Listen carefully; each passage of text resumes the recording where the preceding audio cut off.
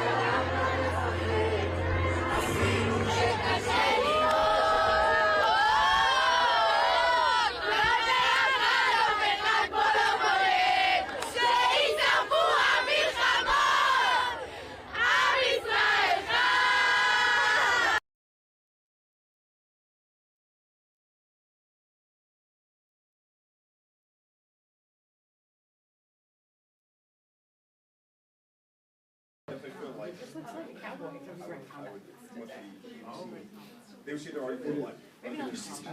Well, you know what? It was already spoken for. Great idea. I guess so. It was like to here and there was a no seal. Yes, yes, yes. And it was with the green jacket. Is this black and they're coming up? We had a color. That was a color. We weren't allowed to touch that, only the graduates. That came out. Yes. We had to have Yeah. That's the room that's in. I wonder why he's trying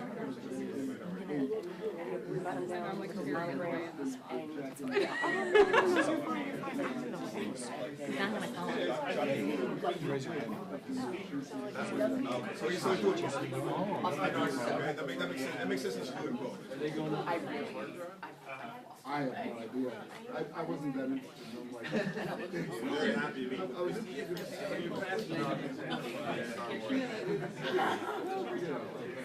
No, we don't play cook. That's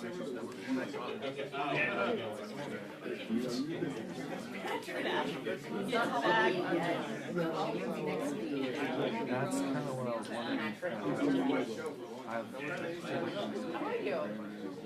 Because when I saw he said that to you guys, that's right. I wondered if it was like.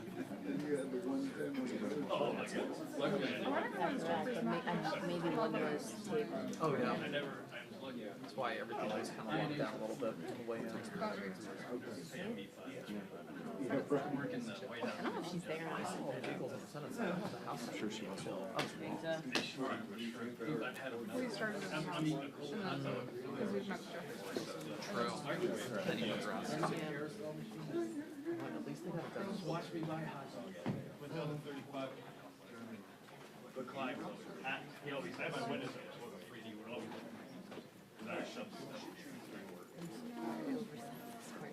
like rushing here.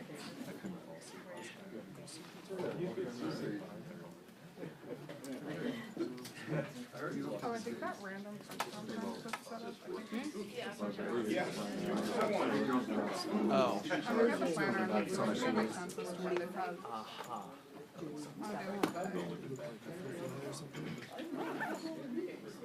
Wait, no, ignore me, I'm on the wrong day.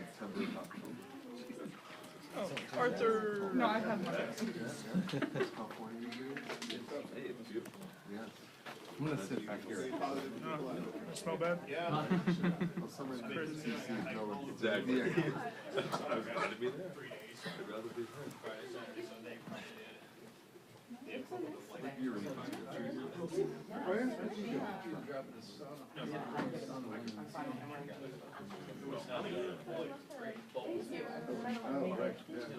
He looks like a. Ryan, will you speak in the chat, Mike, okay? Yeah. He looks. I think I've seen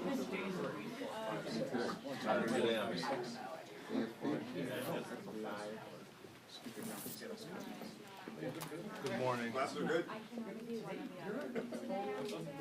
I guess that's that you would get that up there.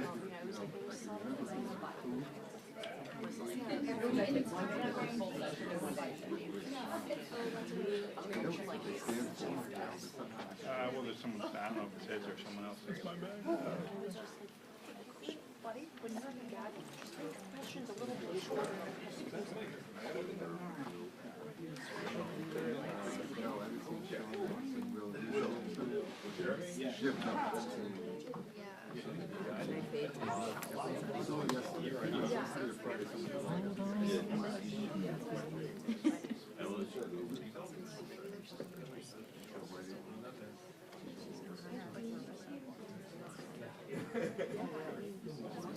How are you?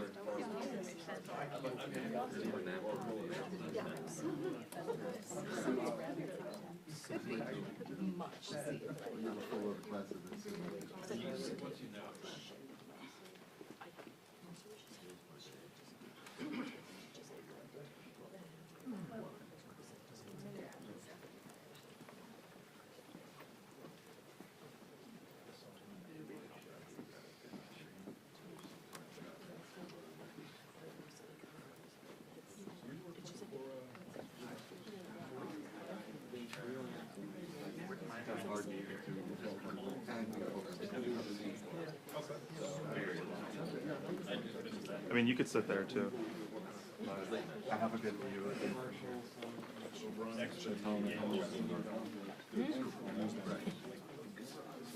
Yeah, do it.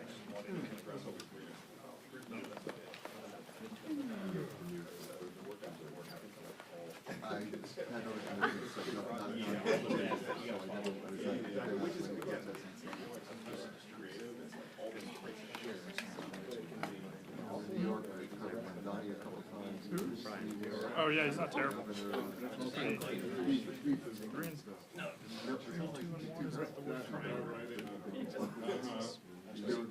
people never heard of it.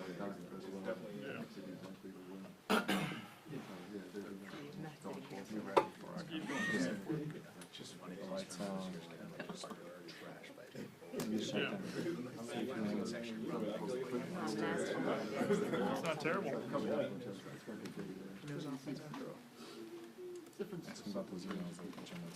happy. Our revenue defense is better.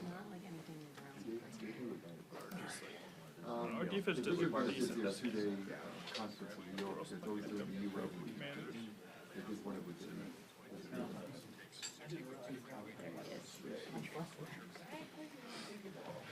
She was shaking. I was so nervous. I was like, not sitting.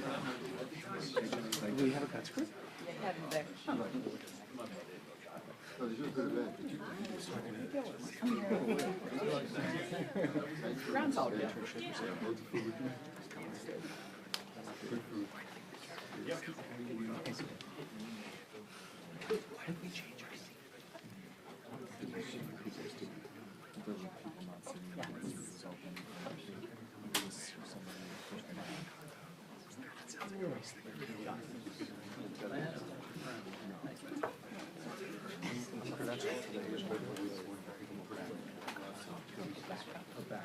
Somebody gets sick, or they lose their badge suddenly, or their passport or something like that.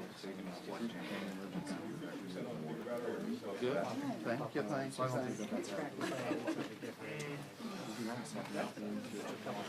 how was it? What's that? Oh, yeah, of course. It was awesome. Well, that's what I thought.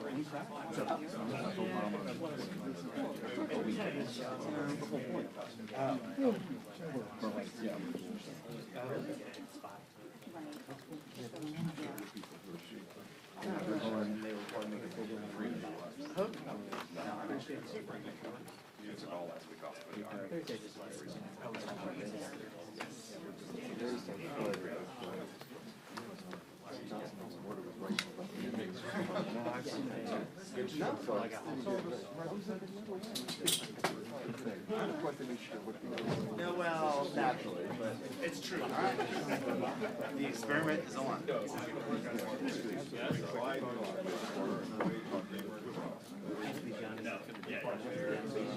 Oh, yeah. Focus. Like we're seeing, they'll fix it, don't worry. They'll turn into version.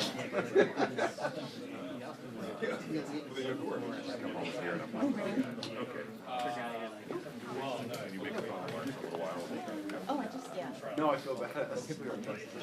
No, we didn't see the construction. Well, to be fair, like, yeah, I didn't see the vision. I texted her, I'm sorry. Yeah, that's the vision. No, and like Kevin wrote a letter. I thought McLean shot it, but clearly Lucky Park is kind of. No, I probably not. I tried to, put their name on it, which is. I was gonna ask you.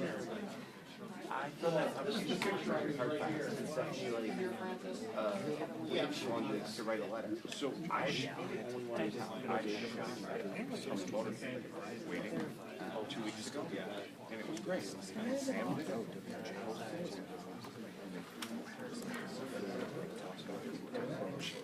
You know how they wait there in the van? I just opened the hatch. Yeah, and I was like, it was funny. No, I was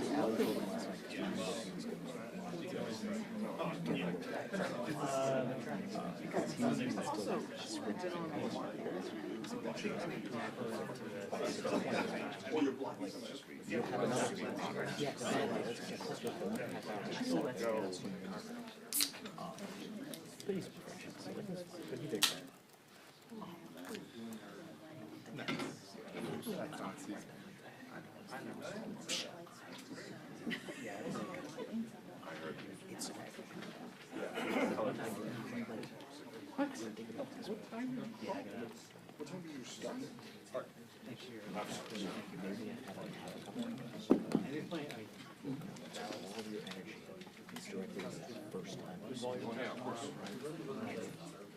Comes before the show.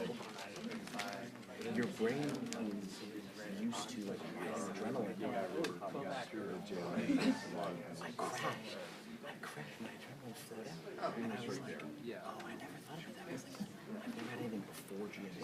It's all just after. And so like I was like, so what happened was I said he's canceled votes in the House 3 times. It's the 4th week that they haven't voted. They haven't voted for him. And so people are like, which one is the truth? Official texts me and goes, am I? Yeah. I was like, no, Well, you just got to explain, like, they last voted before the shutdown, so now it's before. I mean, technically, like, it wasn't wrong, but like.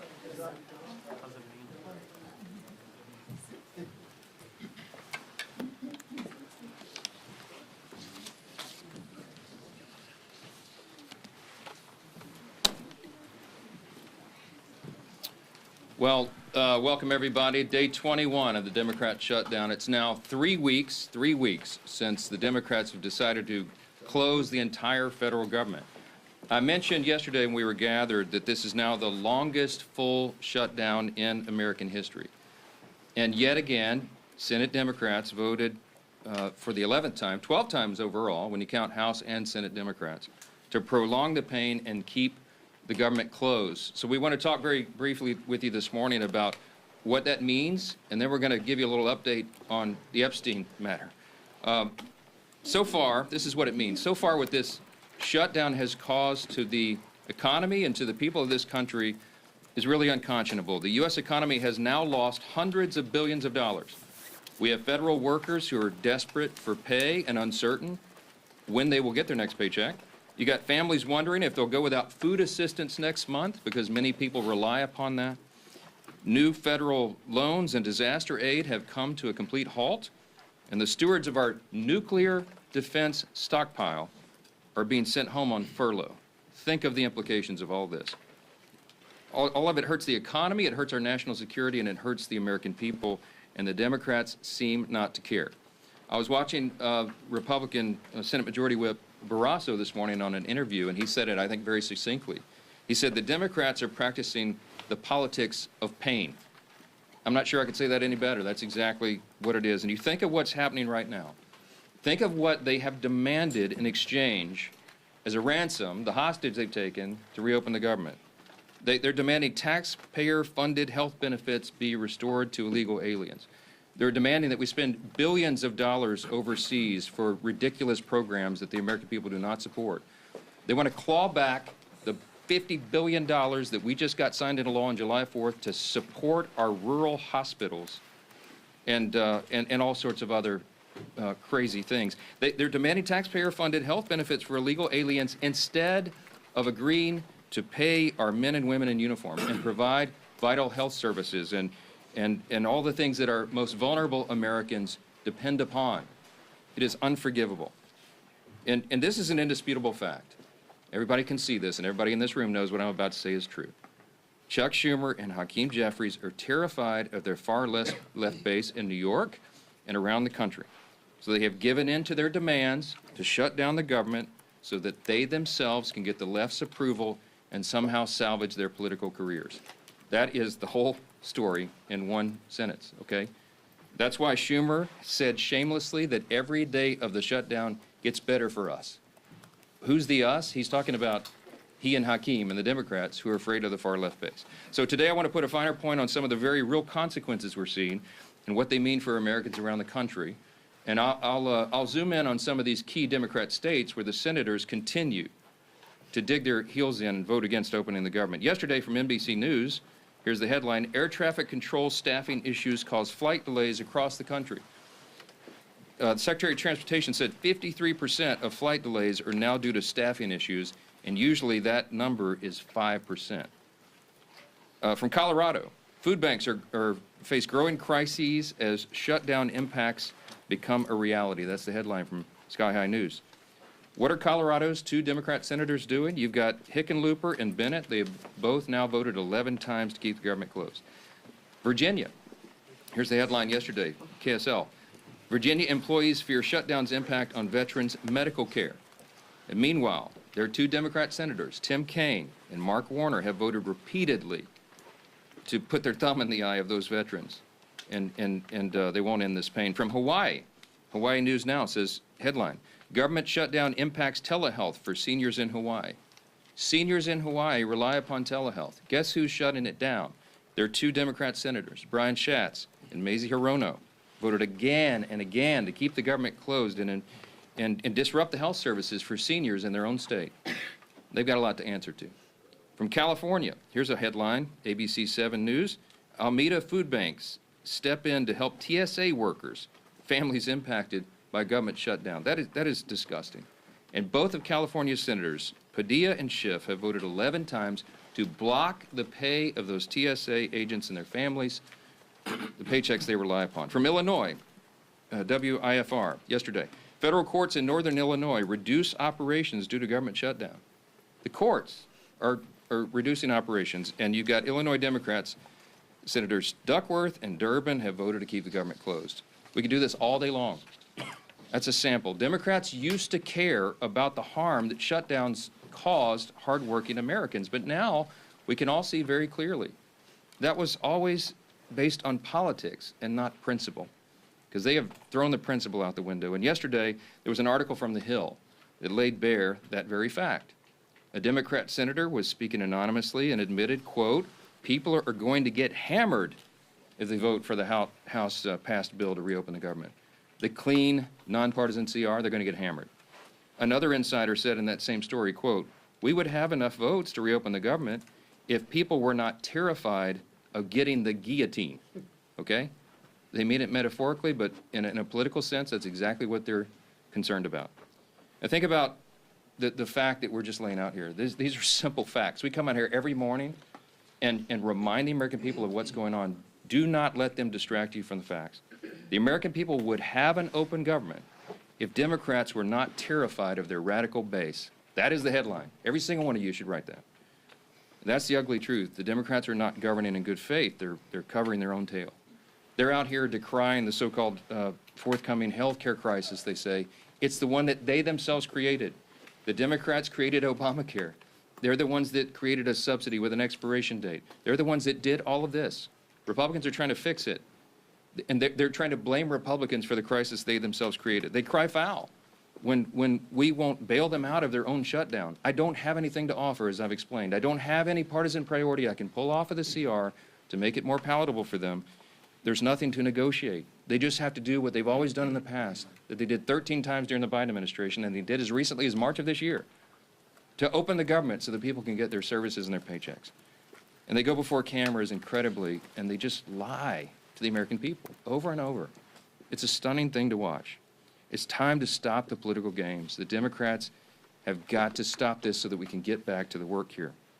For the sake of the American people, I hope they do. I hope Democrats finally come to their senses soon and the pain will end so we can reopen the government and get back to the hard work here. Let me say this. Now, while congressional Democrats continue their dangerous political games, the bipartisan House Committee on Oversight is conducting its investigation into the heinous crimes of Jeffrey Epstein. And it has continued. It has not stopped during the government shutdown. You have some of the, as I'd like to say, some of the toughest bulldogs in Congress on the Republican and Democrat side who are united in this cause for maximum transparency of the Epstein files. I'm for that. Chairman Comer is for that, the Oversight Committee chair. You'll hear from him in a moment. All these leadership team are, all the Republicans in the House are for maximum transparency and always have been. My good friend, Chairman James Comer, is going to give you an update on that shortly, but I just want to make a couple of key points very clearly before I bring him up here. Congressional Democrats are rudderless right now. I don't know how else to describe it. They don't have a message, they don't have a leader, they don't have any identifiable set of policy solutions for the problems facing the American people. Their party continues to hit all-time historic lows in poll after poll after poll, and many of you have reported on that. These are objective facts. They're utterly lost as a party, and everybody can see it. So what are they doing? They see a shiny object, and they latch onto it. Democrats did not say one word about the Epstein files for the entire Biden presidency. They had all the files in the Biden DOJ. They didn't say a word about it. 4 years, not a word. And suddenly now, they somehow convince themselves that the Epstein files will be damaging to President Trump and Republicans in some way that they've imagined, and so they feign outrage. Let me be very clear about this. I've met with some of the Epstein victims. Some of these brave women have come forward. They were here on Capitol Hill, as you all know. We heard their stories. It's gut-wrenching. It's disgusting what they've been made to go through, and they bravely came forward. We're working around the clock to ensure that justice is served, and also as part of the oversight to figure out why justice has been delayed for so long. All credible information we will ensure is released to the public, and we also, at the same time, are fulfilling our responsibility to protect the innocent victims. By the witnesses' own testimony, these ladies who've come forward, they estimate there may be as many as 1,000 young women who were subjected to these heinous crimes. And many of them have chosen not to come forward and show their faces and reveal their names because it would compound the harm that they've already suffered. And so we want to protect those people. That's the sum total of all of this. That's our responsibility. And short of that, we want maximum transparency. And that is exactly what the American people are getting right now. That oversight investigation, they're working around the clock. And here's what the latest update, if you're not keeping track. They have now subpoenaed and released 43,000 pages of documents. They have subpoenaed and released DOJ and Epstein estate documents, with more to come. They've issued 11 deposition subpoenas, and they've released Bill Barr's deposition transcript. Just a few days ago, they released the transcript from the interview with Alexander Acosta. They requested and begun to receive suspicious activity reports from the Treasury Department, and the department is fully cooperating in that. And they published letters from Eric Holder, Merrick Garland, and James Comey stating they had no knowledge or information related to the committee's investigation. Those documents include the ones that were released on Friday of last week, okay? The Epstein estate documents include his personal phone logs, his travel logs, his financial records, the ledgers that many people have been wanting to see, and even his daily calendar.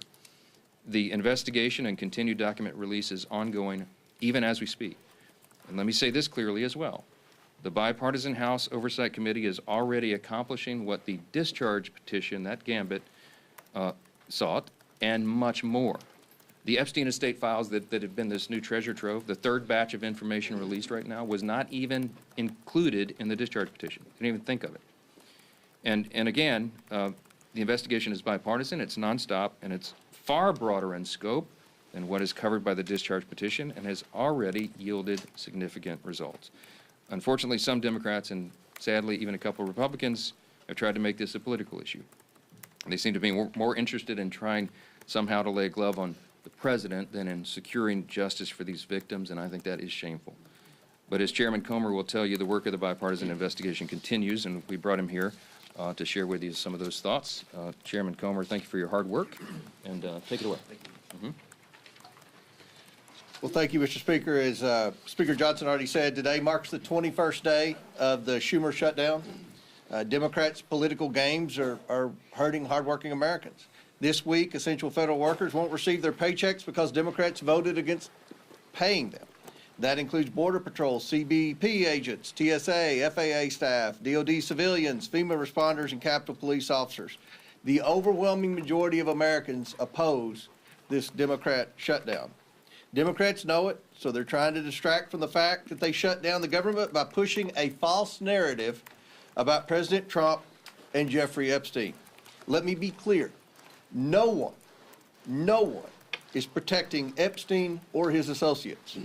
The House Oversight Committee is conducting a thorough review of the federal government's handling of the Epstein investigation, one that goes far beyond the discharge petition the legacy media is obsessed with.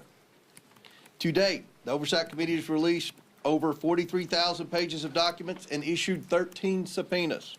We've conducted a deposition with former U.S. Attorney General Bill Barr and a transcribed interview with former U.S. Labor Secretary Alex Acosta. I don't think I need to remind anyone in here, they are both Republicans and both former cabinet secretaries in the Trump administration. And guess what? Those interviews completely debunked the Democrat smear against President Trump. Barr stated that there was no evidence that President Trump was involved in Epstein's criminal activity. Acosta confirmed there was no contact with President Trump during the Florida case. No link, no conversations, nothing. Despite these facts, Democrats, especially Ranking Member Garcia, continue to spread lies about President Trump, and they are lies. They're infected with an incurable case of Trump derangement syndrome. Oversight Committee Democrats post daily about Epstein. In fact, they've posted or reposted about Epstein nearly 60 times on X since the shutdown began. You know how many times they posted about essential federal workers not receiving paychecks because they voted against funding the government? Once. They've posted about that once on the Democrat Oversight Committee and over 60 times about Epstein. You see where their priorities are. Let's be clear. Democrats don't care about transparency or accountability in this matter. The evidence we've gathered does not implicate President Trump in any way. Public reporting, survivor testimony, and official documents show that Bill Clinton had far closer ties to Epstein. We're working to bring former President Clinton in for a deposition, but the Democrats aren't helping one bit. You would think, since we've already brought two former Trump cabinet secretaries in, they would be willing to bring in a Democrat who's had publicly a far closer relationship with especially Maxwell and Epstein. So why is that? That's a question every reporter should be asking Ranking Member Garcia and every Democrat on the committee. Why aren't you helping to bring Bill Clinton in for an interview and deposition just like we brought in Barr and Acosta? The Oversight Committee remains committed to accountability and transparency for the American people and for Epstein's victims. Our investigation has not stopped during this shutdown. We've released more documents just this past Friday. Democrats need to stop playing games and vote to reopen the government. With that, I yield back to the speakers. Thank you, Chairman Comer, and truly appreciate the hard work you continue to do to get the facts out. And that's what this has always been about. I want to continue to get those facts out, and your committee has been working tirelessly to do just that.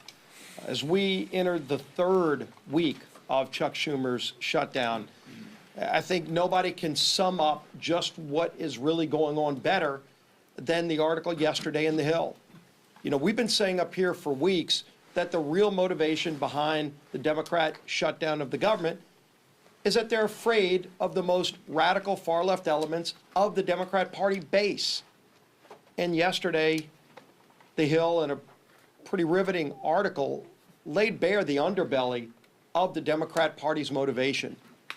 It truly is fear of their own party's base that has driven the Democrats, especially in the Senate, to shut down the government. It's a calculated decision. And the continued votes, including yesterday, to keep the government shut down has been a direct result of the fear Democrats continue to have of their own party's base. Some of the most radical elements that you saw at the Hate America rally. We showed it up here on this dais yesterday with some of the most vile things that you saw. Many people that were holding signs calling for the death of the President of the United States. That's who Democrats in the Senate are most afraid of. And they're willing to inflict pain on millions of American families. And I think it's very important to understand what they're saying. There was one Senate Democrat aide who said people are going to get hammered by their liberal base if they vote to open up the government. So they're not concerned about the millions of families who are suffering because they're keeping the government shut down. They're just worried about getting hammered from their own base. And the Speaker laid out some of this too.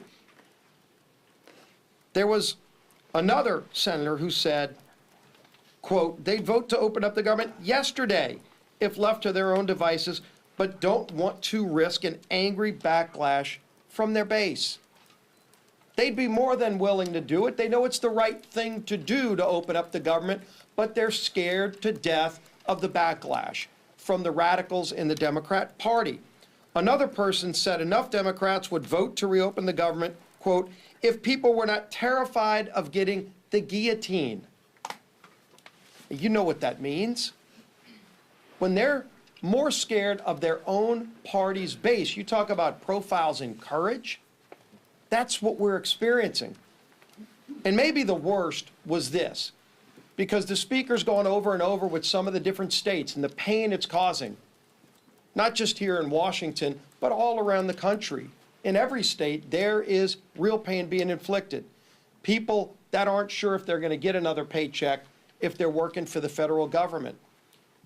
And there's a state, Georgia, that has a number of military bases, a lot of other federal workers. NIH is headquartered in the state of Georgia, and what is one of their senators, Senator Ossoff, thinking about all this?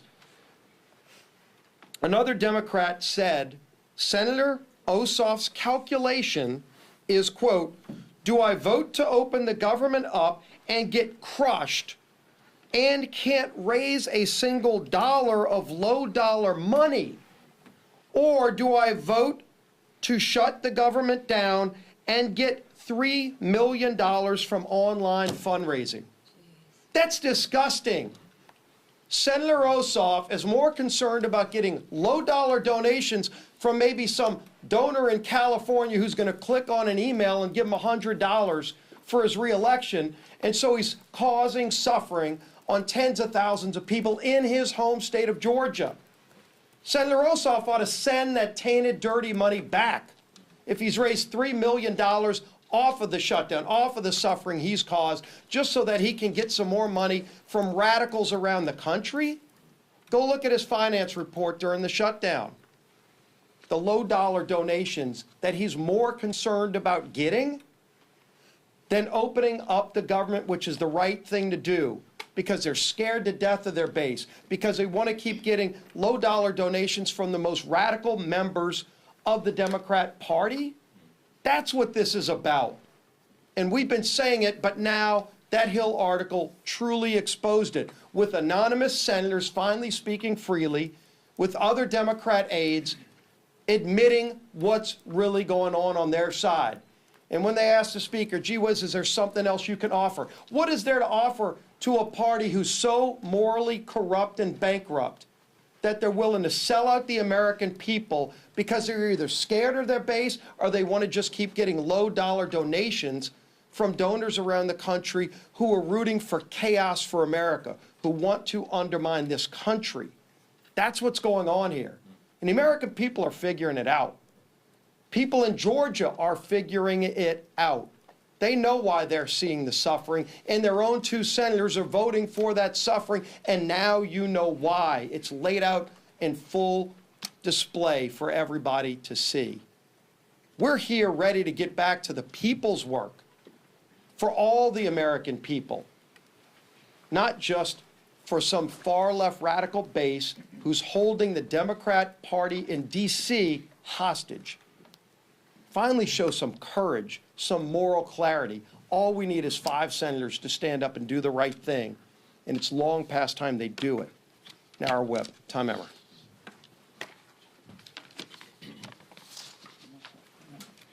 Welcome to day 21 of the Democrats' shutdown, where Democrats have now voted 12 times against funding our government. Why is that? I'm going to read the same quotes from those anonymous Democrats. People are going to get hammered if they vote for the House-passed bill. A second person familiar with the political dynamics said centrist senators are fearful of breaking with leaders while party activists are planning the anti-Trump rallies. Another one, we would have enough votes to reopen the government if people were not terrified, as Steve and both Mike have pointed out, of getting the guillotine. Another Democrat strategist said the main driver is fundraising, which Steve just went over. Do I vote to open the government up and get crushed and can't raise a single dollar of low dollar money? I mean, It's amazing, Steve. This is what it's all about. And this is what everybody in this room should be reporting every single day. They should be held accountable for this type of behavior because it is having serious consequences all across the country. Real Americans are getting hurt while these political elites in the defunct Democrat Party are playing political games. Border Patrol agents are being forced to go without mission-critical funding. Low-income families, nutrition assistance benefits like SNAP and WIC are being jeopardized, all so these Democrats can appease their radical pro-terrorist wing. That is what they are.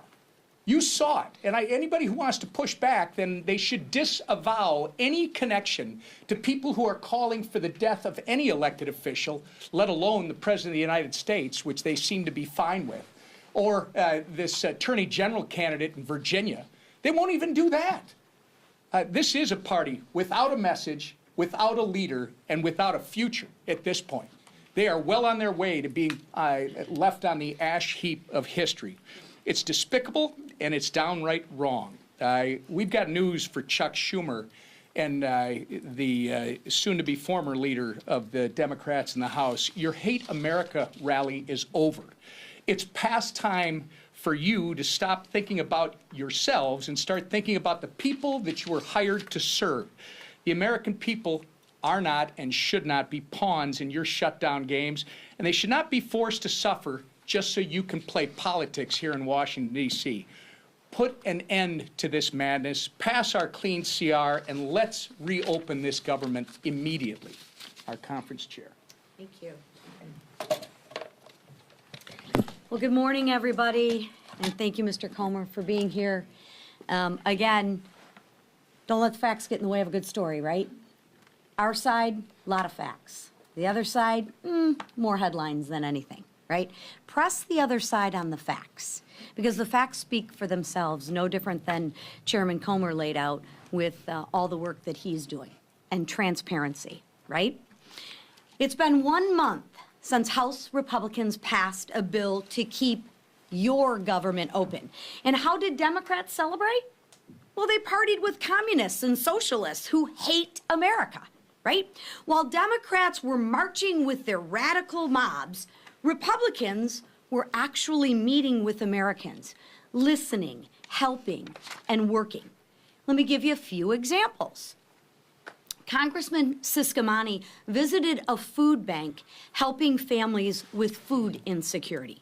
Congressman Rick Allen stood with veterans left in limbo by the Democrats' political games. And Congresswoman Nicole Malliotakis thanked U.S. Park police officers while they worked without pay. That's the contrast. Because as the leadership team behind me said, I'm sure those low dollar amounts that they're raising, they're probably giving those monies back to the food banks and those people, right? No, they're putting it in their pockets. Republicans are working to help constituents navigate the chaos Democrats created when they chose to shut down the government. And the government and a shutdown should never be used for more wasteful spending. Democrats are performing for their radical audience. We see it time and time again. One side shows up for the American people. The other side shows off for their social media. The bottom line is this: Democrats are not fighting for you. They're fighting for the most radical 1% of their base, and of course, that low-dollar fundraising number. They're also leveraging the shutdown to demand $1.5 trillion in wasteful spending, climate pet projects in foreign countries, and health care for illegals. But Republicans won't cave. We won't fund the waste, fraud, and the abuse that the Democrats so violently and vehemently advocate for. We won't hand your tax dollars to illegals. Those are your tax dollars. And we won't let radicals dictate America's future. So it's time for the Democrats to wrap up the photo shoots and end the who's more radical contest and vote to reopen the government. Let's get the government reopened for our troops. Let's get the government reopened for our families. And let's get the government reopened for the American people. Thank you. Questions? Far right, yes, sir. Yeah, a CR is only one way to fund the government, and some of your members are kind of uncomfortable with being out on recess for a month. So why not bring everybody back, work through the appropriations that you haven't passed yet, and sort of do an end run around Hakeem Jeffries? Yeah, so a couple things. First of all, 99.5% of the House Republicans understand exactly what we're doing. They agree with it. We talk regularly. We'll have another conference call later today.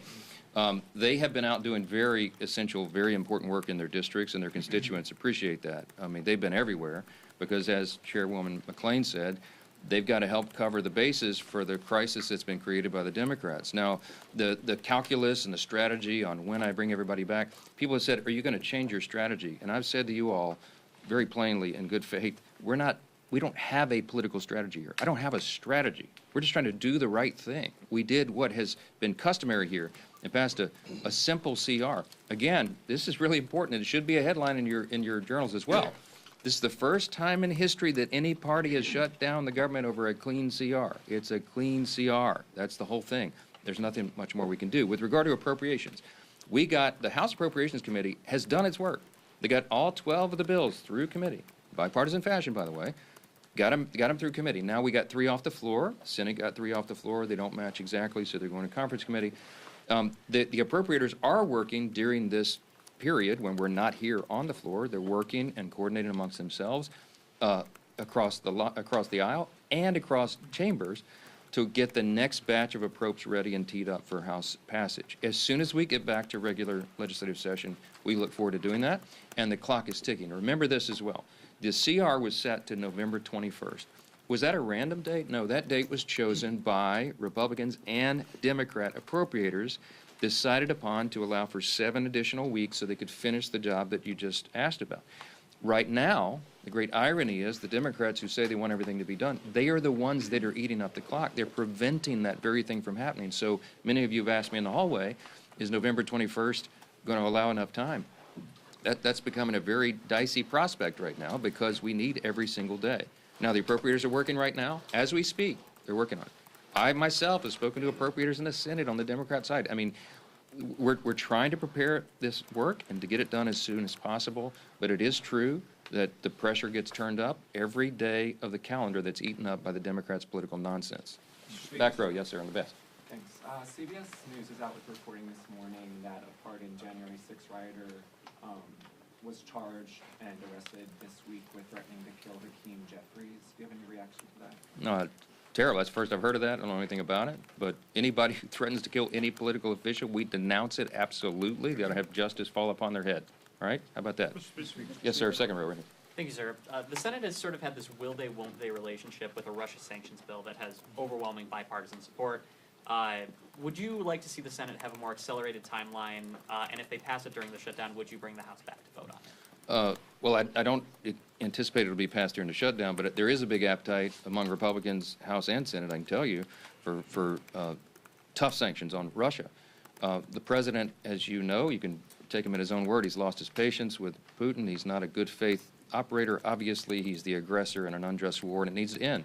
The president is using every leverage point he has to bring that a resolution, bring an end to that war that's killed so many people and cost so much money, and it's just been a terrible thing. Everybody on the world stage, I talked to my colleagues, my counterparts, the speakers of the various parliaments of the other free countries, the G7 and others, and everybody's unified on this. Everybody wants this to end. President Trump's the only strong enough figure on the world stage who has a chance of doing that. And you know he's bent over backwards to make it happen. Now, what we need right now is we need good faith on the part of Russia and Ukraine, that they would come to the table to work on a diplomatic solution to bring this to an end. The president's trying to force that in every way he can. The Republicans in Congress are ready to provide support for that, and any leverage that we can, including sanctions, we're open to, and we'll see how that develops.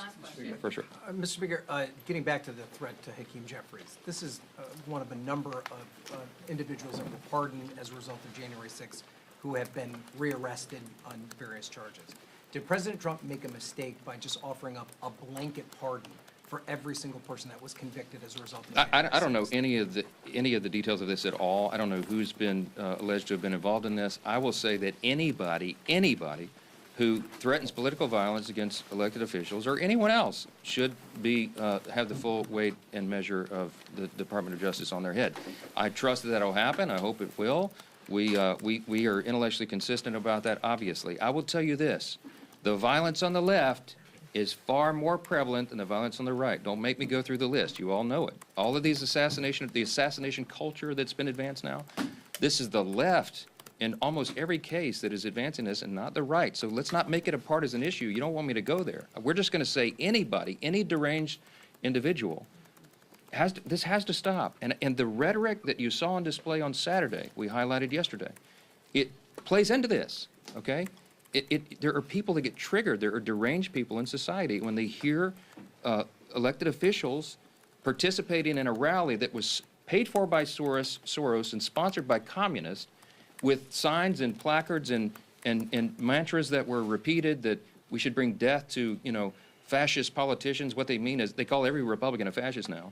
They're calling for the death of elected officials. Please, enough of that. We got to stop it. Stop the rhetoric, stop all the nonsense, and stop the violence. What about the blanket pardon, sir? Was that the blanket pardons? Was that look, appropriate? I'm not going to address it because I'm not sure of the details of this, and I think we've said enough. You know where we stand, and every one of you should stand there the same way. We denounce violence from anybody, anytime. Those people should be arrested and tried. Mr. Thanks. Speaker, should the president have bipartisan negotiations to end the shutdown? Why isn't he involved?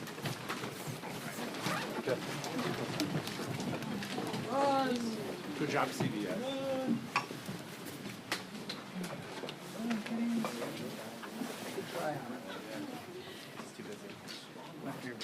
Lisa McClain rolls her eyes and stares at me every day.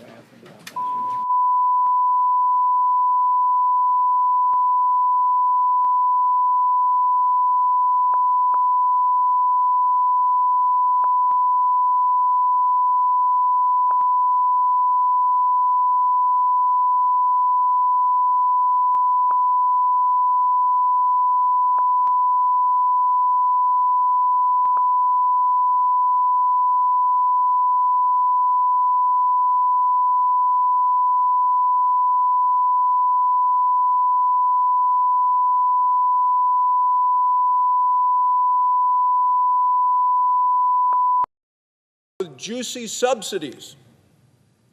And it was still failing, so then during COVID, they needed to prop it up even more with even juicier subsidies.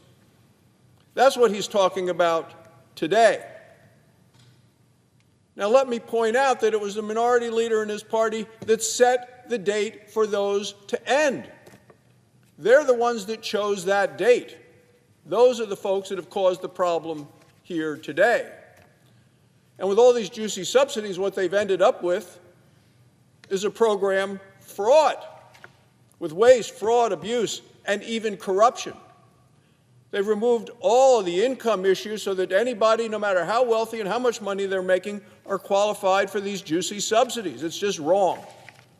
There's been a complete fall down in terms of the cost of health care. The expenses have continued to rise, and the failures are the result of the program that they put in place in the first place.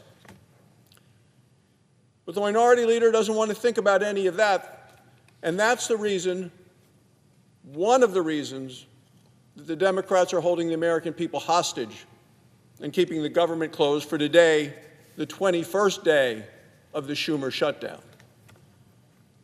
On Thursday, Republicans brought to this Senate floor a bipartisan appropriations bill. It was a bill to appropriate money for the military. It funds our defense, it funds our troops, and it even gives the troops a raise. So this summer, Democrats overwhelmingly supported this bill in committee.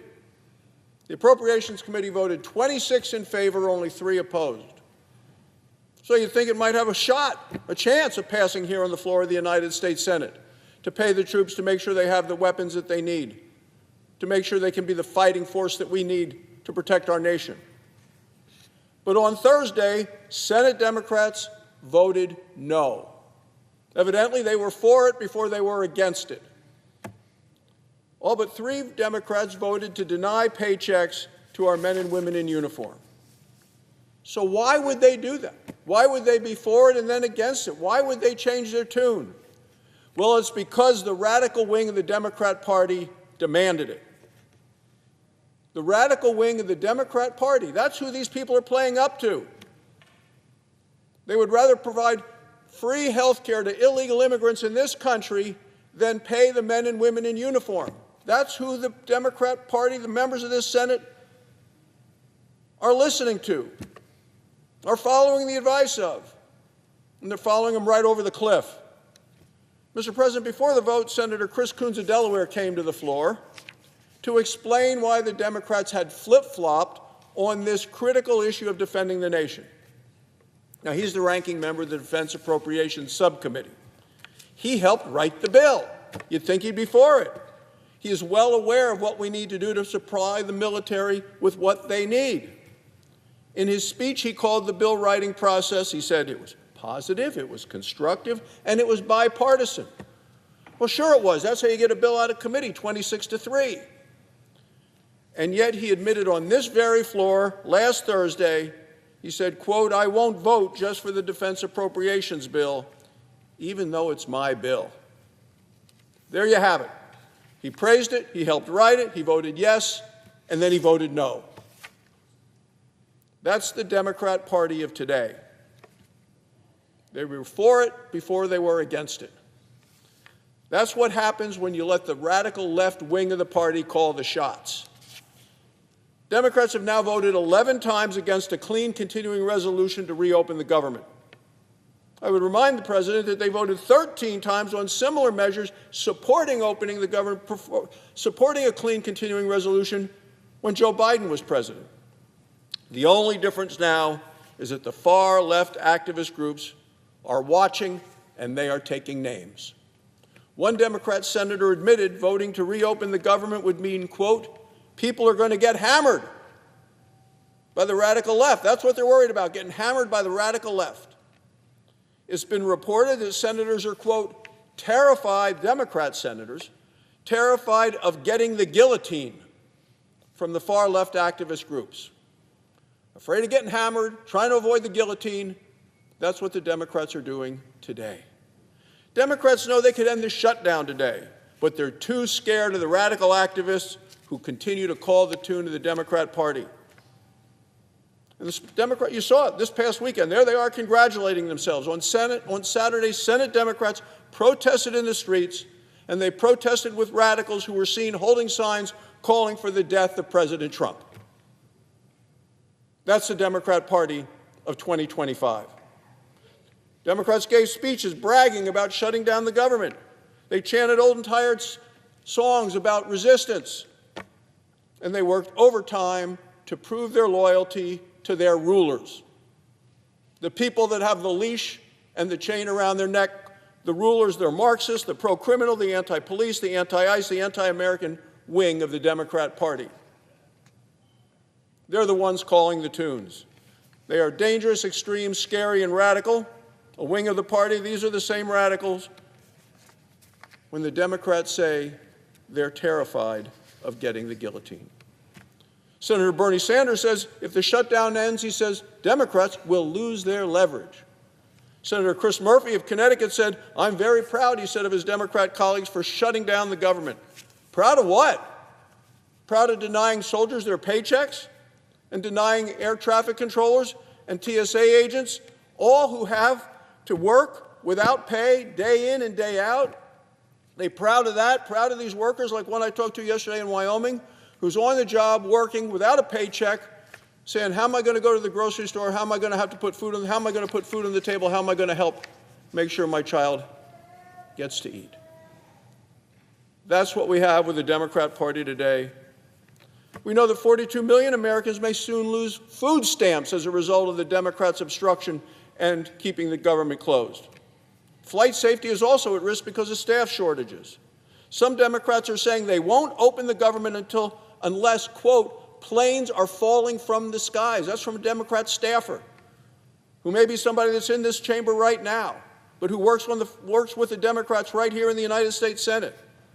And through it all, Senator Schumer gloats to the press He says, every day gets better for us. Who the heck is us? It's not the American people. He has to be talking about the Democrats because it's certainly not getting better for men and women all across the country, people who are going to work without pay because the Democrats have shut down the government. Not the Border Patrol agents who aren't getting paid, not the air traffic controllers who are missing their paychecks, not military families who are now lining up at food banks. I look around and I see every day of the Senate Schumer shutdown a day that is actually worse for the American people. Now, 2 in 3 Americans in a recent poll say they see the Democrat Party as weak. Every day this shutdown continues, Democrats are proving Americans right. It's time for the Democrats to end this dangerous political game that they're playing. And it is a game for them, and it is dangerous, and it's hurting people. Republicans are committed to reopening the government, to paying the federal workers, and to putting American families first. It's time, Mr. President, for the Democrats to join us. Thank you, Mr. President, and I yield the floor.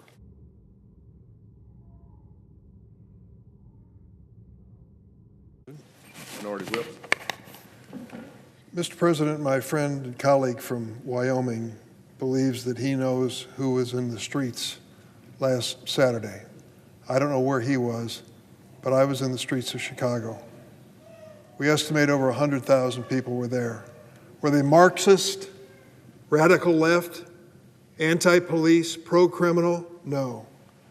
They represented the families of the state of Illinois who believe that the situation with this government is unfair to them, and I agree. Why is this government shut down? It's basically an issue that goes to the heart of why we occupy these chairs, why we run for these offices. Are we listening to the people who send us to Washington? And if we're listening, they are telling us that something is about to happen to them which they cannot manage and control. What is it? Health insurance policy costs are going up dramatically. On January 1st, those costs are going to go up an average of 114%. That means double your health insurance premiums. Now, some people are comfortable and well off and they can live with it. Others cannot. But that is the bottom line. When you look at what happened here, the passage of the big, beautiful Trump budget ended up eliminating a tax credit that was available for people in middle income categories to pay for health insurance. We know that's going to happen. In my state of Illinois, on October the 27th, just a few days from now, everyone who's in the Affordable Care Act is going to receive notice of the increase in premiums. Like I said, an increase of 114%. So if you're paying $1,000 a month for health insurance now, January 1st, it goes up to $2,000 a month. That's the kind of thing that people have to turn and cope with. We want to save them from that. All we ask is that Congress do its job. Listen to the people you represent back home who are going to tell you you've just added a burden on my home budget that we can't handle. Senator, do something to help. That's not unreasonable. I've done this job for a few years. Many people come to us asking for help, just like this. How many people across America are going to be affected by this increase in premiums, dramatic increase in premiums? Some say 24 million people. 24 million people. And we say on the Democratic side of the aisle, we were sent here to fix it, let's fix it. And when we say that to the Republicans, they'd say, we'd rather shut down the government. Shut down the government. It was your vote that created this premium increase. Can't you join us now, Democrats and Republicans, and fix it? Of course we can, and we ought to do it as quickly as possible. Republicans control the House, the Senate, and the presidency, but our government's been shut down for 21 days over this issue. We have taken show vote after show vote on the Republican-crafted plan to fund the government. All of them have failed. There is an obvious way out of this. I've been in Congress for a few years, and I know how this problem is solved. When people of goodwill sit down at the same table, there are thousands of pieces of furniture in this Capitol building and lots of tables and chairs. Why is it we can't sit down and do it? One of the problems is that the House of Representatives has gone AWOL, gone on vacation. I believe this is the 4th week that they've stayed on vacation. instead of coming to Washington to help solve this problem. How do you explain that? How do you explain men and women elected to the House of Representatives facing a looming deadline on the increase of health insurance who don't even show up for work? I talked to a number of Democratic congressmen this morning. They say you can't explain it. Every one of the committees has important work to do. The Speaker of the House refuses to call them. As for the Republicans in the Senate, well, today's going to be a spectacular day for them, I guess. They've been invited to a meeting, maybe even a lunch, in the Rose Garden of the White House with the president. If one or two of them would break off of that lunch and sit down with one or two Democrats, maybe we could start the conversation to solve this problem. And it's a real problem. In Illinois, a 60-year-old couple with an income of $82,000 a year could see their annual health insurance premiums increase $17,000 a year, more than 254%. That's $1,400 more a month for health insurance starting January 1st. A family of four earning $64,000 could see their annual premium increase by $2,571 a year. That's a 226% increase. We ought to be concerned about that. We ought to care about it a lot more than any political position. Ask any American if they can afford to pay double for their health care insurance. Most of them will tell you that they can't. And these looming premium spikes are causing Americans to panic. Don't take my word for it. Listen to the people I represent. Carissa wrote me and said that she has a chronic condition and takes several medications every single day. Carissa gets cancer screening several times a year for breast and GI cancer because she's at risk. But if Republicans allow the increased premium tax credits to expire, Carissa said that she, quote, won't be able to continue these treatments. Think about that. What a choice to make, your money or your life. What's going to happen if she's not able to get screened for cancer? Carissa may have been able to prevent a serious issue early on by that screening, but now she may not know until it's progressed and costs even more to treat if it can be treated at all. All because of this political difference where Republicans in Congress say that her health insurance premiums, even though they're unaffordable, are not a worry to them. Ingrid from Springfield wrote to me and she said she's, quote, in distress because she's afraid she won't be able to afford her medical treatment next year. She has a disability, she's retired, she struggles to pay mortgage, utilities, student loans, and debts. Ingrid is also fighting cancer right now and needs ongoing medical treatment. When she checked her health insurance premium for next year, her jaw dropped. Ingrid wrote that all the options were quite impossible for her. The cheapest option for her health insurance came with a $1,400 a month premium and a $14,000 deductible. Ingrid's worried that she may lose her home just to pay for basic coverage. No American should be forced to choose between their home and health care, their money or their life. But if my Republican colleagues continue to ignore this issue, more Americans will be facing just that decision starting this next year. If Republicans in Congress fail to extend the enhanced premium tax credit before the end of the year, premiums for 22 million Americans will more than double. If we do nothing, premiums for 22 million Americans will more than double. And more than 4 million Americans will become uninsured, including more than 100,000 people in Illinois. What's it like to live without health insurance? I faced that at one point in my life. I never want to face it again. It's a horrible feeling. This isn't rocket science. Republicans do not have 60 votes in the Senate to pass their partisan bill that fails to do anything to lower health care costs. They must work with Democrats to fund the government and prevent Ingrid, Carissa, and millions of other Americans from losing their health care. We could do that today. Instead of a vacation for the House and a picnic for the Senate Republicans, we should be sitting down to get to work. Senator Thune and Speaker Johnson need to come not to the picnic table at the White House, but to the table of bargaining and do it sooner rather than later. Instead, the Senate Republicans are heading to the White House for lunch. I'm sure it'll be nice. But if a couple of them could peel off and actually sit down and bargain, that would be a much better day for America. It is unfathomable that Speaker Johnson has chosen to give the House a 5-week vacation amid this crisis. House Republicans must return to Washington and go to work, or they'll have to explain to an increasingly large group of constituents why health insurance premiums have doubled under the Republican leadership in Congress. Mr. President, I yield the floor.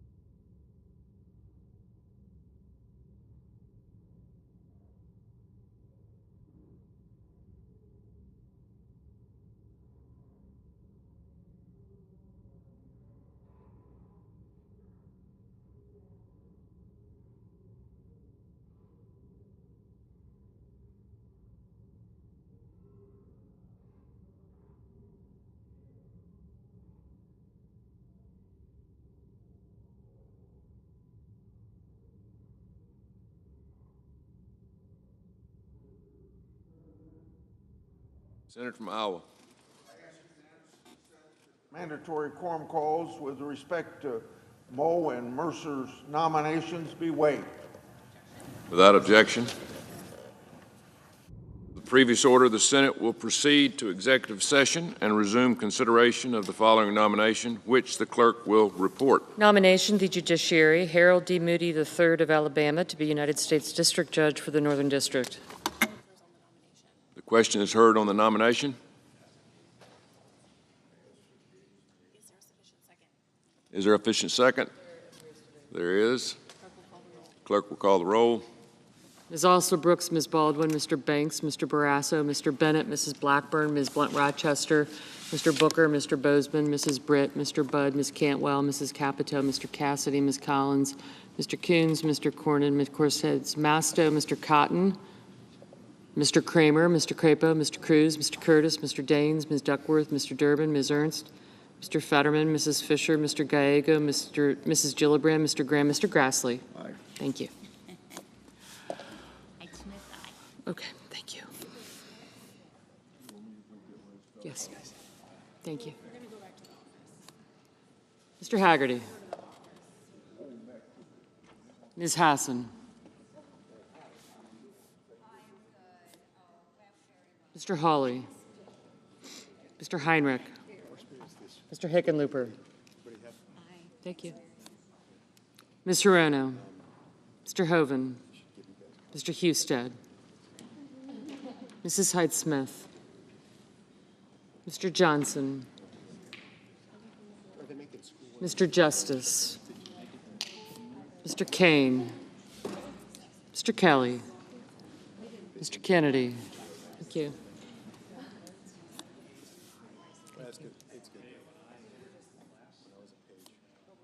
Mr. Kennedy, Mr. Kim, Mr. King, Ms. Klobuchar, Mr. Langford, Mr. Lee, I got you, Mr. Lujan, Ms. Lummis, Mr. Markey, Mr. Marshall, Mr. McConnell, Mr. McCormick, Mr. Merkley, Mrs. Moody, Mr. Moran, Mr. Marino, Mr. Mullen, Ms. Murkowski, Mr. Murphy, Mrs. Murray, Mr. Ossoff, Mr. Padilla, Mr. Paul, Mr. Peters, thanks.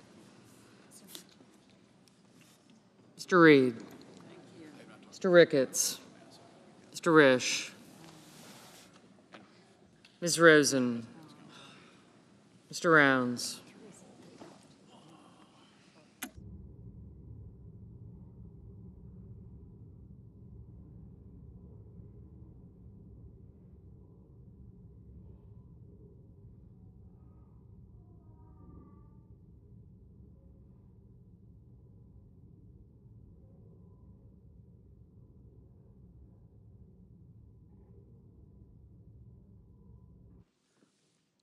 Mr. Sanders,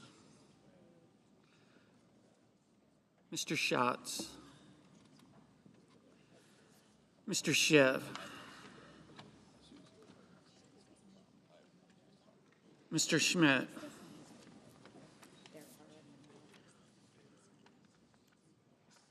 Mr. Schumer,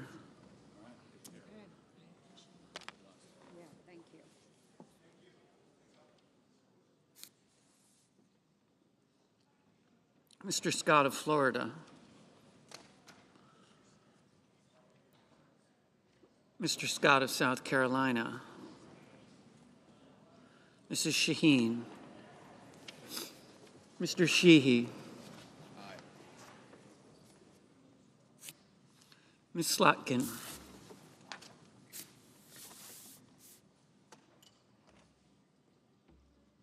Ms. Smith,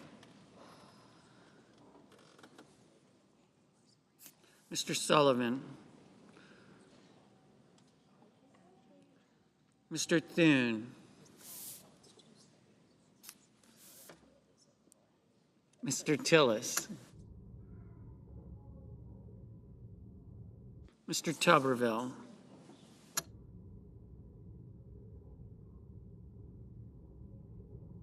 Mr. Van Hollen, Mr. Warner,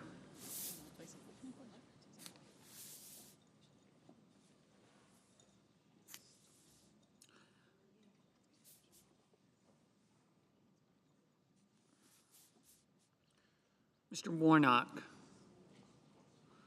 Ms. Warren, Mr. Welch, Mr. Whitehouse, Mr. Wicker, Mr. Wyden, Mr. Young.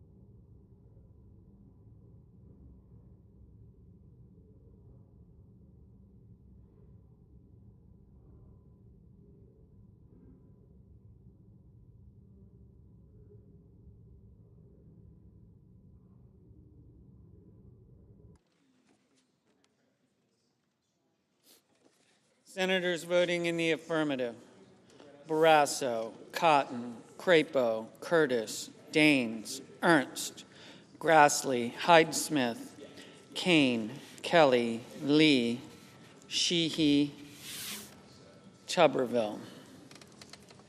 Senators voting in the negative: Baldwin, Blunt Rochester, Hickenlooper, Lujan, Markey, Murphy, Murray, Peters, Rosen, Schatz, Van Hollen, Warren.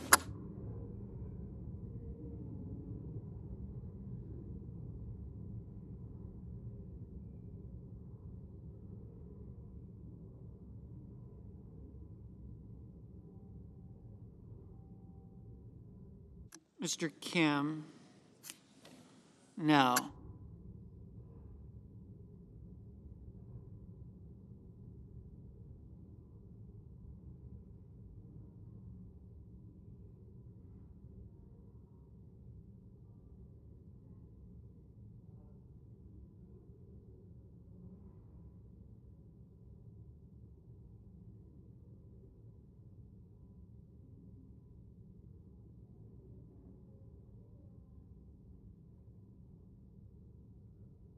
Ms. Murkowski, aye.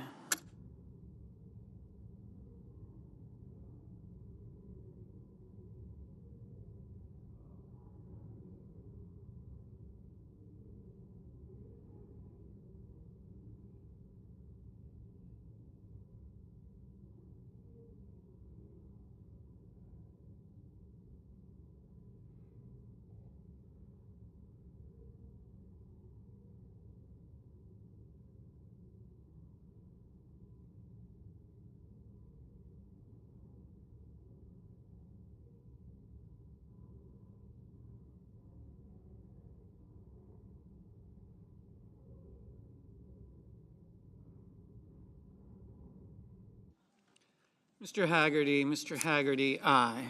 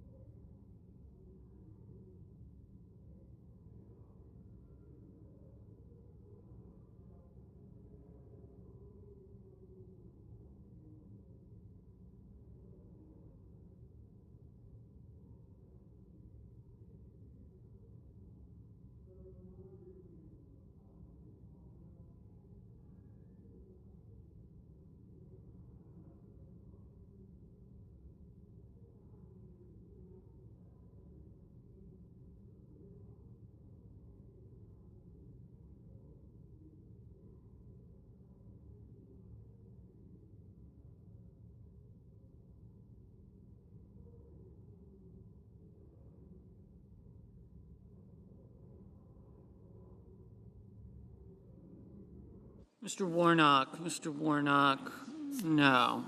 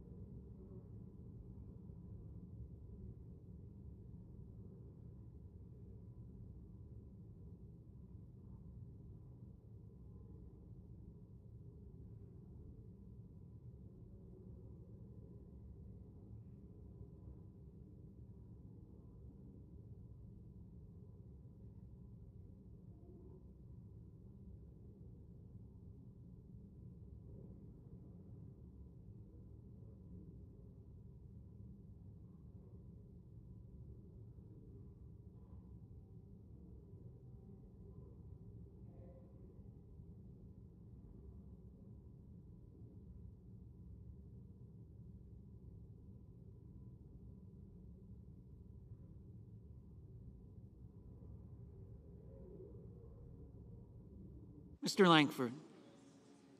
Mr. Langford, aye.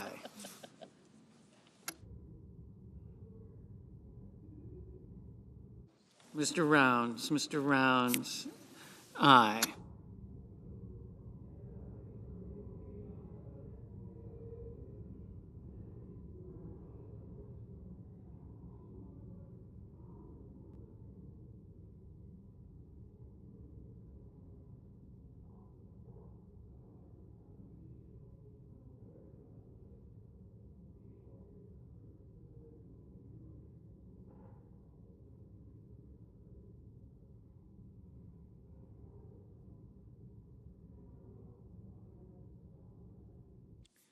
Ms. Cantwell, no.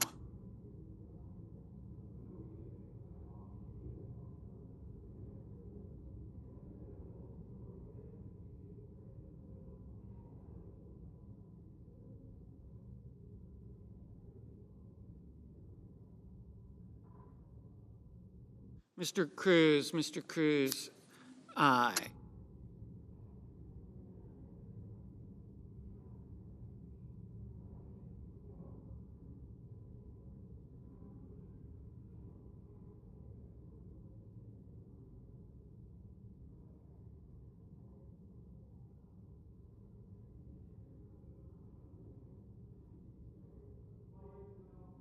Mr. Wyden, no. Mr. Justice,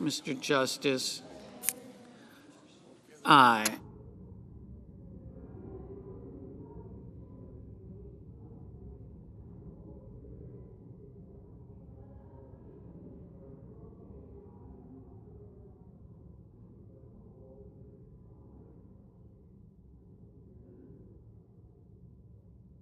Mr. King, aye.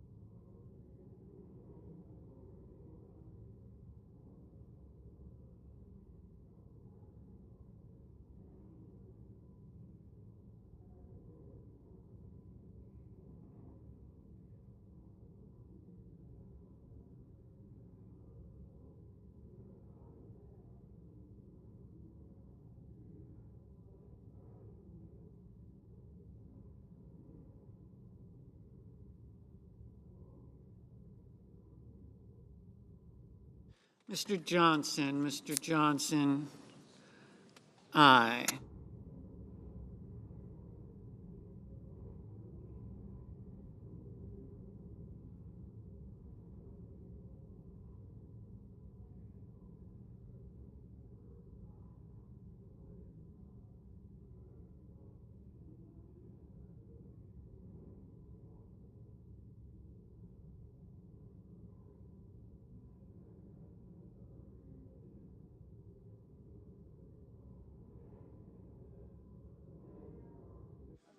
Mrs. Gillibrand, no.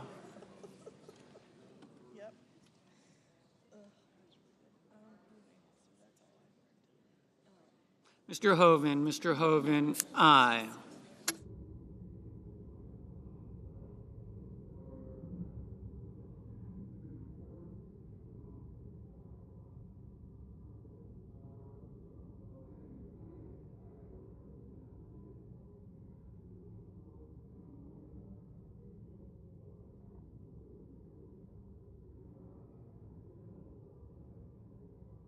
Mr. McCormick,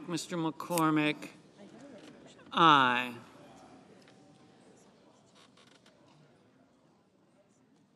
Ms. Collins, aye. Mr. Banks, aye. Mr. Padilla, no.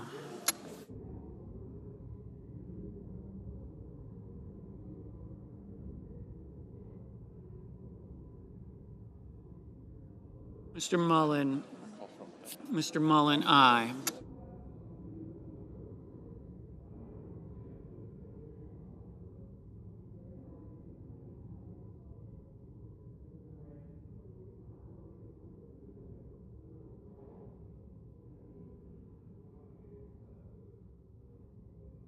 Mr. Marshall, aye. Mrs. Fisher, aye. Mr. Moran, aye.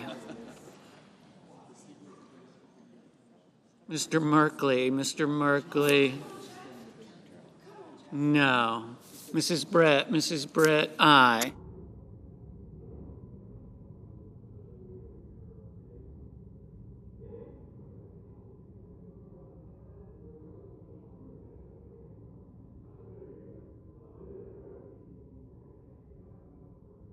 Mrs. Capito,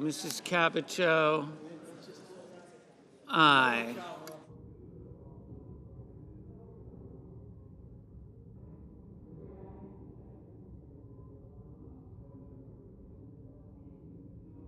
Mr. Kennedy, aye. Ms. Hassan, aye. Mr. Moreno, aye. Mr. Kramer, aye. Mrs. Moody, aye.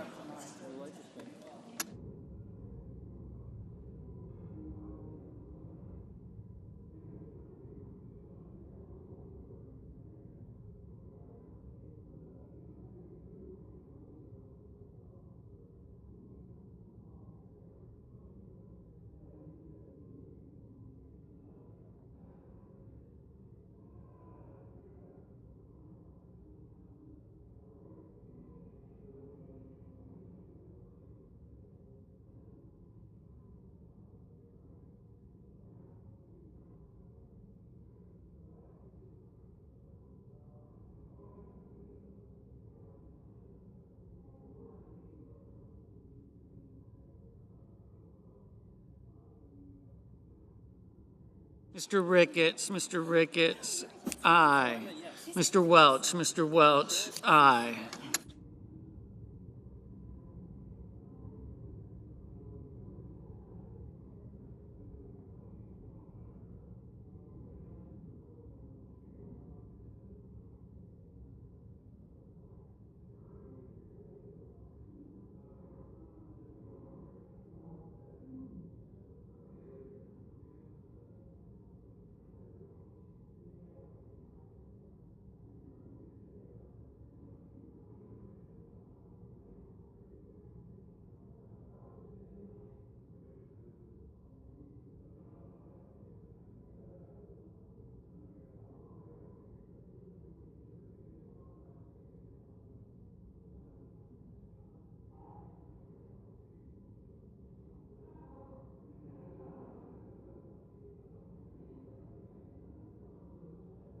Mr.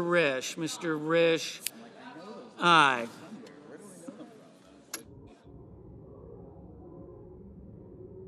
Mr. Wicker, aye. Mr. Sullivan, aye. Mr. Coons, aye.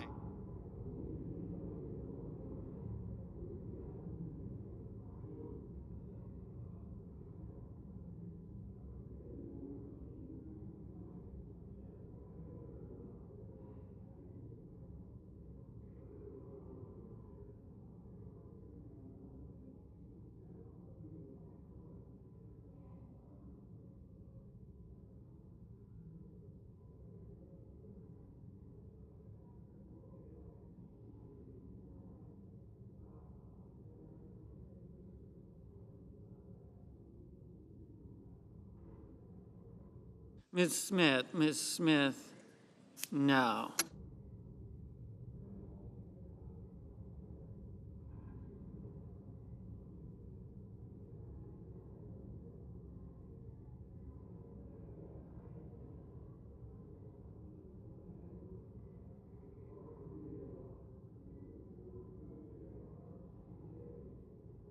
Ms. Alsobrooks, no. Mr. Thune, aye.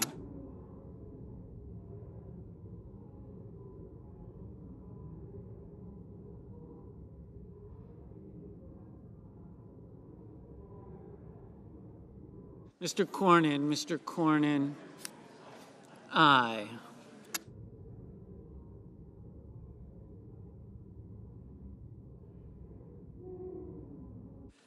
Mr. Whitehouse, aye.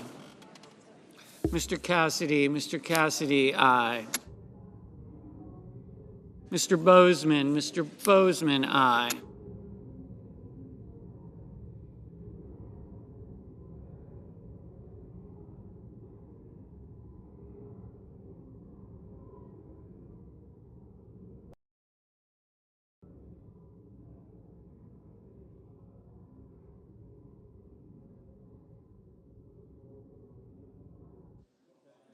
Mr. Husted, aye. Mrs. Shaheen,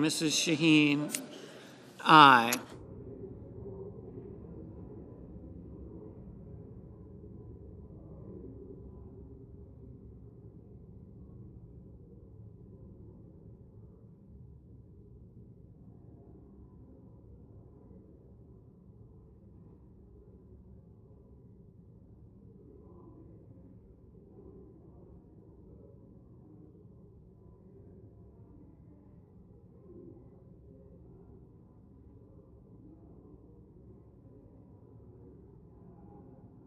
Mr. Graham, aye.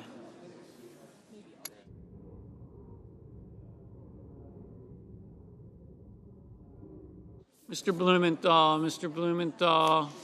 no.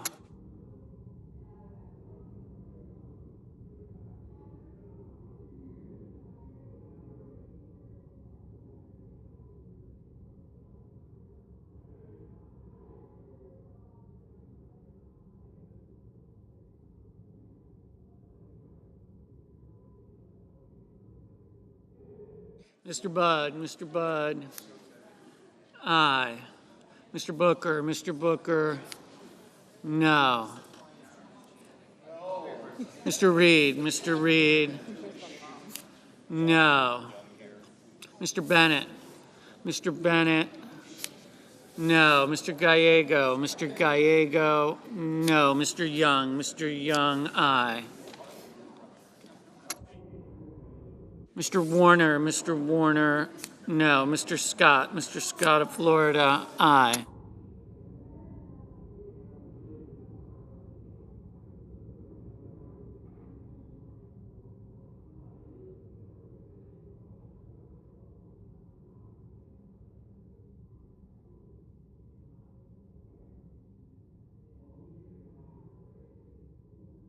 Mr. Reed, aye. Mr. Schmidt, aye. Mr. Durbin, aye.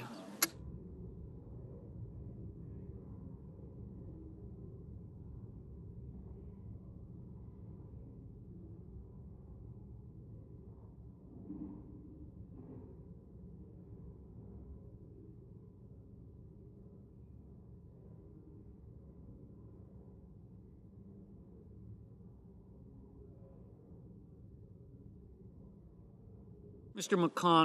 McConnell, aye.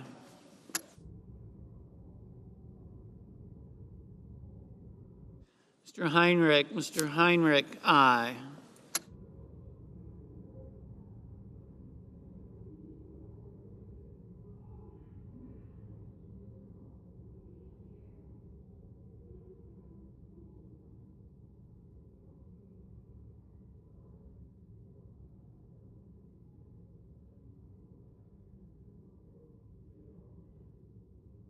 Mr. Hawley, aye. Mr. Scott of South Carolina, aye.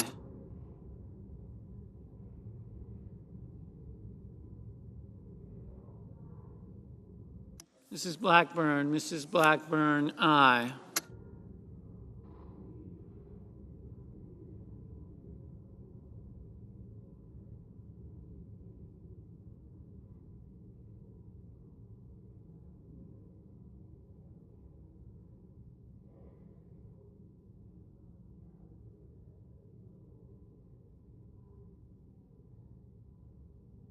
Mr. Schiff, aye.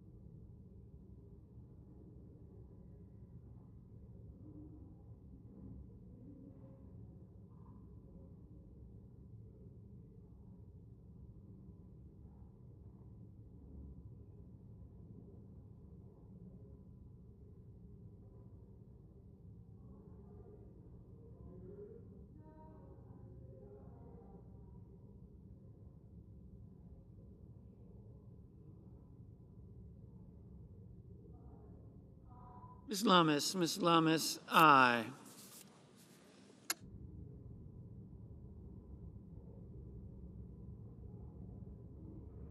Mr. Sanders, no.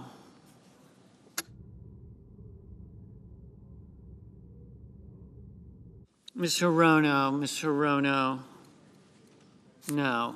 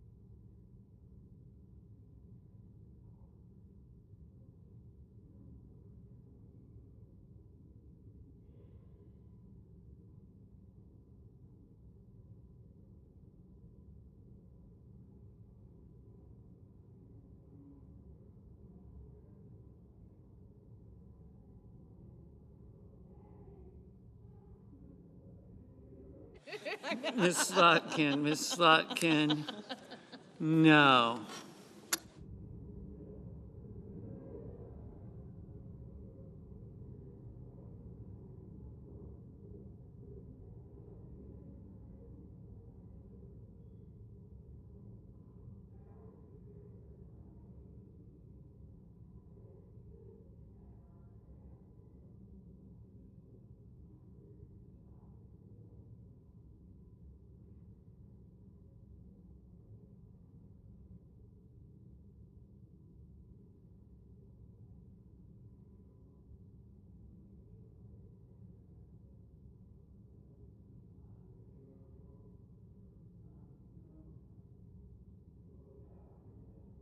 Ms. Klobuchar,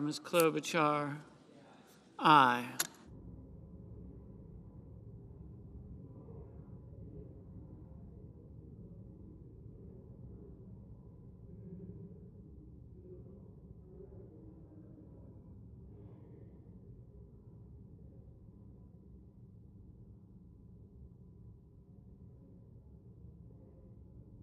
Mr. Fetterman, Mr. Fetterman. Aye. Mr. Ossoff. Mr. Ossoff, no.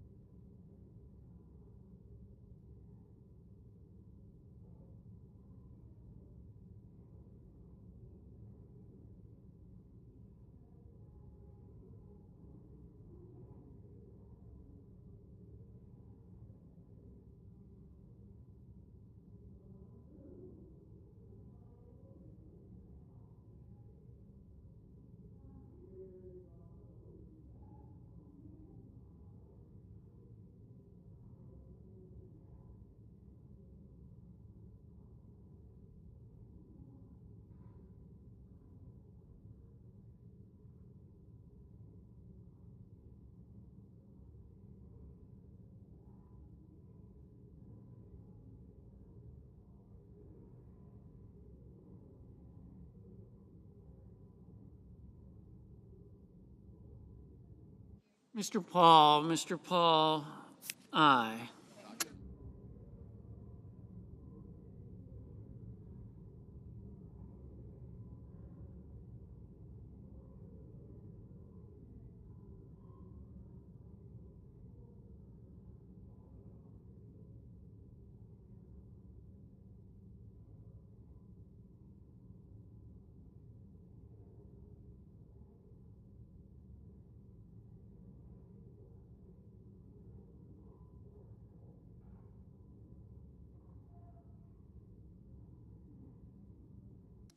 Ms. Cortez Masto. Ms. Cortez Masto, no.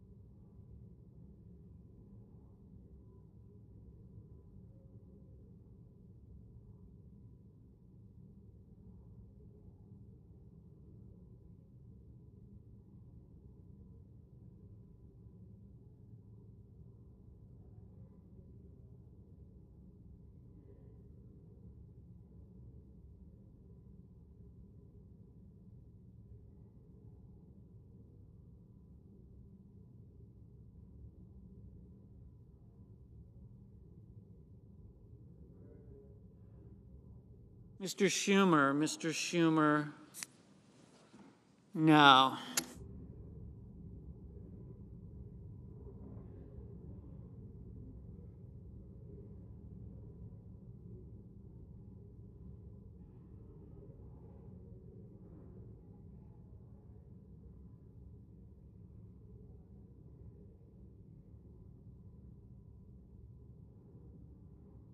The yeas are 66, the nays are 32. The nomination is confirmed.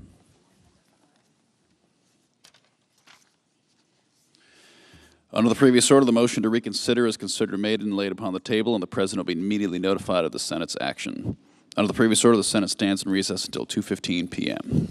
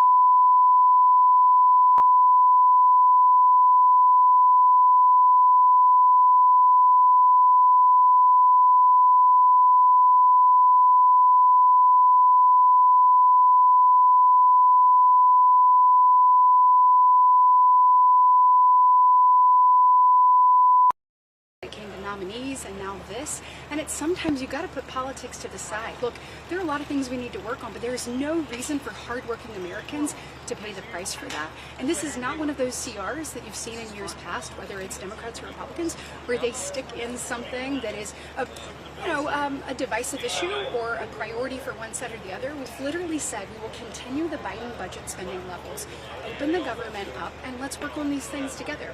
Leader Thune has said very clearly, look, I want to talk about these things. We will talk about these things. And so I think that this is more political posturing, but I'm about to go to the White House, see what I can find out, and I'll be back.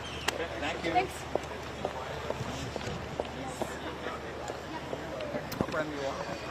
243, I believe, is what I'm on today. I can send that. Camille.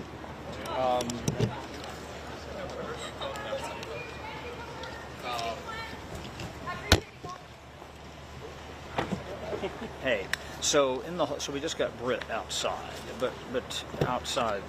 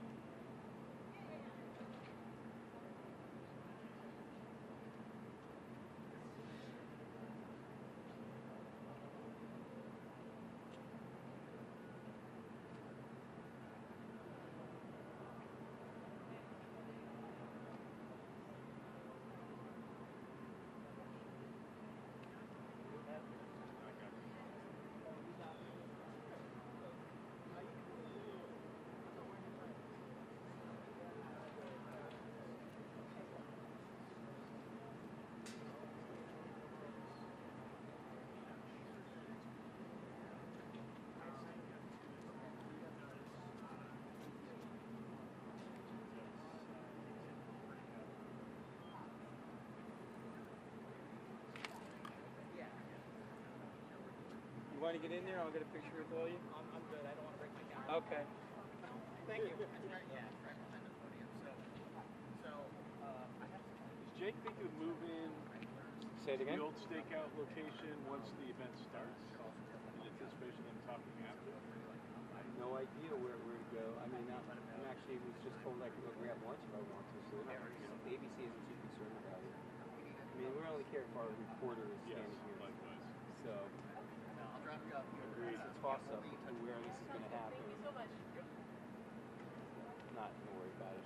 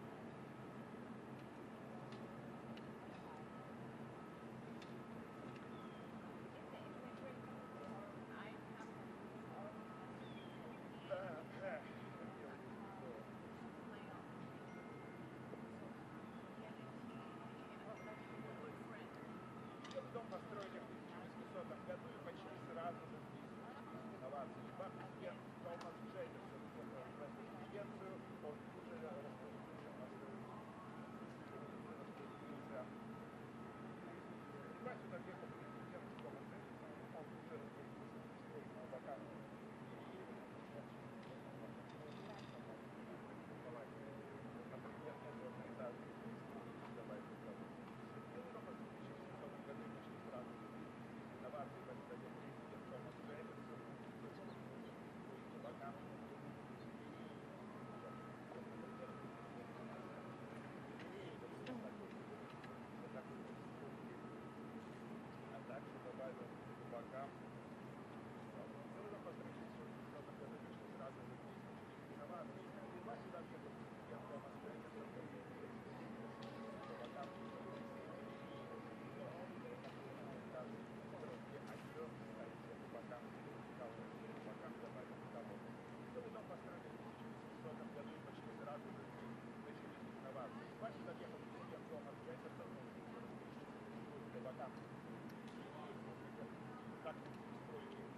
Добавить по бокам колонку. Раз, два.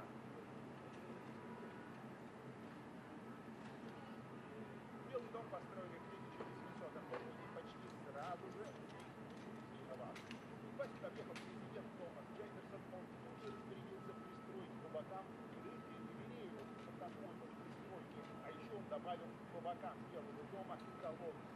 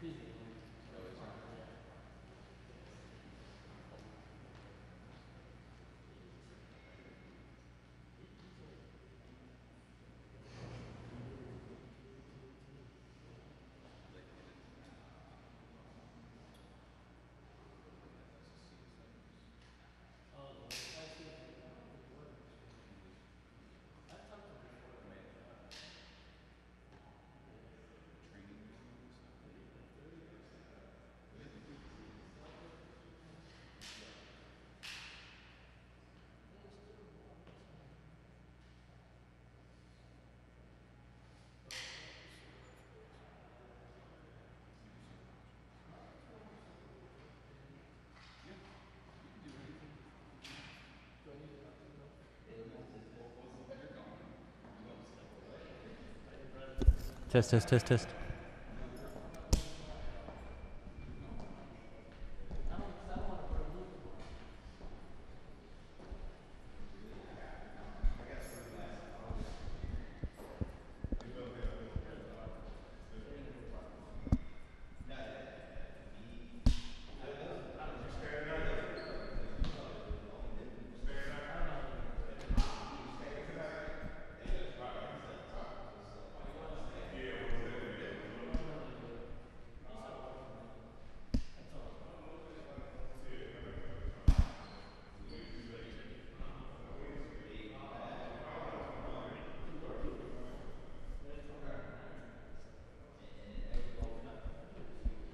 Test, test, test.